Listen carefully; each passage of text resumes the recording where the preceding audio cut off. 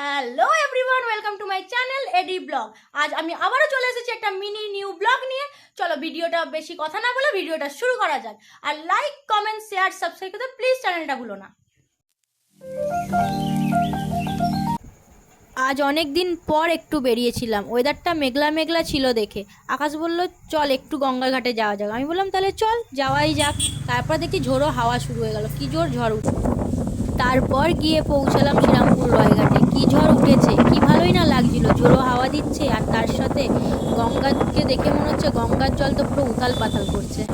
আমি তো হাওয়ার ফিল নিচ্ছিলাম, তার মধ্যে কি জোর বিদ্যুৎ চমকালো। গাছগুলো এত হেলছিল মনে হচ্ছে ভেঙে পড়ে যাবে। আর ওপারটা তো অসাধারণ লাগছিল, সেটা দেখছিলাম, তার মধ্যেই কি জোর বিদ্যুৎ চমকালো। আমার তো খুব ভালো লাগছিল, আমার তো বাড়ি আসতে ইচ্ছা করছিল না। যা সুন্দর দৃশ্য, এই প্রকৃতির হাওয়া আমার তো এত দারুণ লাগছিল, আমার তো এক বিন্দু বাড়ি আসতে ইচ্ছা করছিল না। তারপর দেখি এক ফোঁটা করে বৃষ্টি শুরু হয়ে গেছে। সেটা দেখে আকাশ তো জোর করে আমাকে বাড়ি নিয়ে চলে এলো। আমার ভালোই লাগছিল না আসতে।